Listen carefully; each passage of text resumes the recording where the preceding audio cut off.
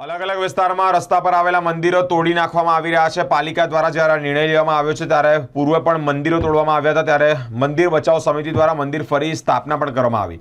हाल अत्यारे कलेक्टर ने आवेदनपत्र आपवामां आवी रह्युं छे। मंदिर बचाव समिति अलग अलग विस्तार में सक्रिय है एटले के समितिओ छे मंदिर बचाववानी ते समितिओ द्वारा आवेदनपत्र पाठववामां आवी रह्या छे। श्रीराम युवा संगठन, अखिल भारतीय हिंदू महासभा, आंतरराष्ट्रीय हिंदू परिषद द्वारा कलेक्टर साहेब ने आवेदनपत्र आपी रजूआत करवामां आवी रही है। गुजरात में मंदिरों तोड़वामां न आवे, हिंदुओनी लागणीओ न दुभाय ते माटे आवेदनपत्र आपी रजूआत करवामां आवी छे। प्रशासन द्वारा मंदिर तोड़वाना जो निर्णय है तेनी साथे ज विशेष और शांतिपूर्ण और संवेदना रीते आ कार्यक्रम करनारा हिंदू नेताओनी पोलीस द्वारा खोटी धरपकड़ करवामां आवी छे।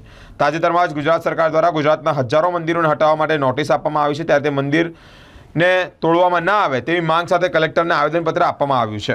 गुजरात तथा देशना समग्र हिंदू समाज में रोष और दुःखनी लागणी प्रवर्ती रही है। आ निर्णयथी साधु संतो और पुजारीओ पण दुखी थई रह्या छे।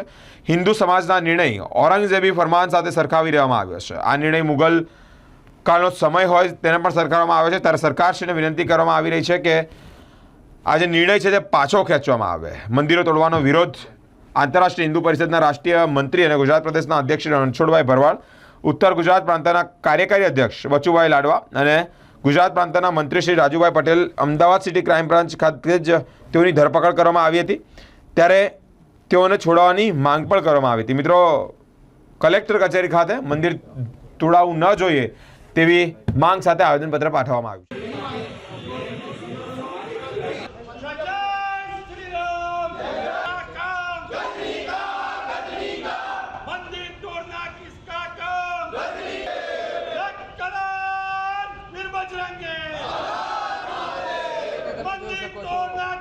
हिंदू योद्धाओं को मुक्त करो, मुक्त करो। हिंदू योद्धाओं को मुक्त करो, मुक्त करो। हिंदू योद्धाओं को मुक्त करो, मुक्त करो। सरकार तेरी ताना मुक्त करो, मुक्त करो। हिंदू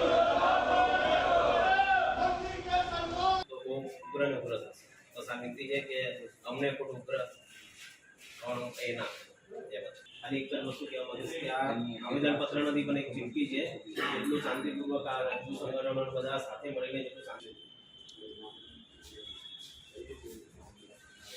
चलो दे दीजिए सरकार की कैंसिल करो फिर मांगी दूसरी का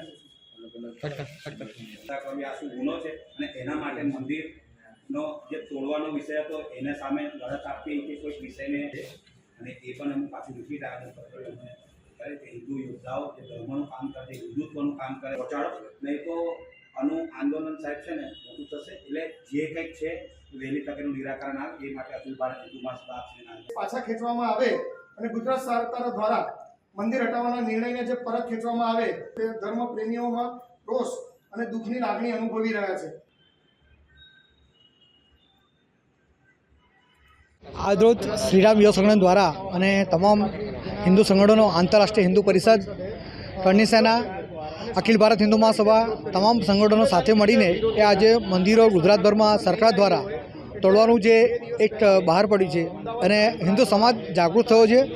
હિન્દુ સમાજ જાગૃત થયો એની માટે કે મંદિરો તોડવામાં ના આવે, જે મંદિર તોડવાનું જે કંઈ તમે આયોજન કર્યું છે એ પાછું ખેંચવામાં આવે અને આંતરરાષ્ટ્રીય હિન્દુ પરિષદના જે કાર્યકર્તાઓની ધરપકડ થઈ છે તાત્કાલિક ધોરણે છોડવામાં આવે। જો કોઈ કેસ દાખલ થયો છે સરકાર દ્વારા તો એ પણ સરકાર આ 3 જે આરોપી તરીકે એમને કોશિશ કરે કે આ હિન્દુ યોદ્ધાઓ છે અને રાષ્ટ્રના કાર્ય કરી રહ્યા છે। તો અમારી શ્રીરામ યુવા સંગઠન દ્વારા એટલી વિનંતી છે કે 3 જણને જામીન મુક્ત કરો એવી માંગણી છે। જય શ્રીરામ। જય સિયારામ।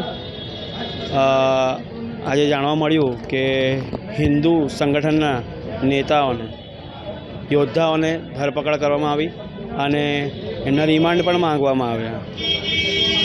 એટલે આ બધું જાણીને એટલું દુઃખ થાય છે કે આપણા ભારત દેશમાં આવું કૃત્ય આવું તો ના થવું જોઈએ।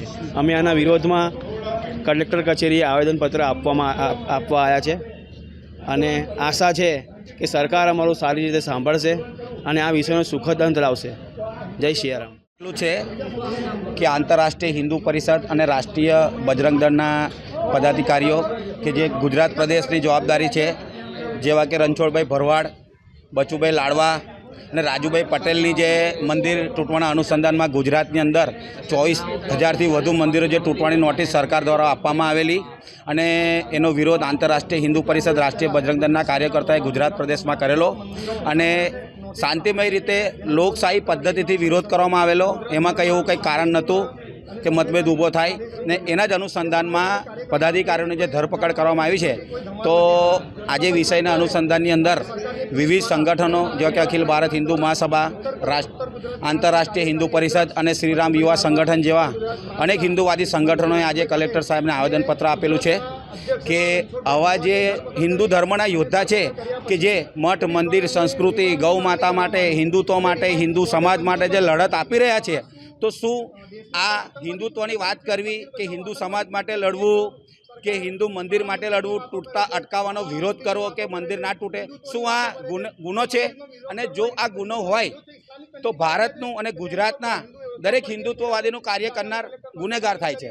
કારણ કે અમારી માગણી એટલી જ છે આજના દિવસે કે આવા યોદ્ધાઓ પર અત્યાચાર બંધ કરો, ખોટા આરોપો કરવાનું સરકાર બંધ કરે અને વહેલી તકે એમને છોડવામાં આવે, નહીં તો આનું આંદોલન ઉગ્ર સ્વરૂપ ધારણ કરશે અને એની સ્વીચ જવાબદારી સરકારની રહેશે. એટલે આજના દિવસે અમે કલેક્ટર સાહેબને, વડોદરા જિલ્લા કલેક્ટર સાહેબને આવેદનપત્ર આપેલું છે કે મંદિર તોડવાનો જે તમે નોટિસ જારી કરેલી છે એ વહેલી તકે તમે પરત લો અને એવા હિન્દુ યોદ્ધા જે હિન્દુત્વ માટે લડે છે એને મુક્ત કરો અને ખોટા આરોપ જે લાગેલા છે ત્યાંથી પણ તમે મુક્ત કરો.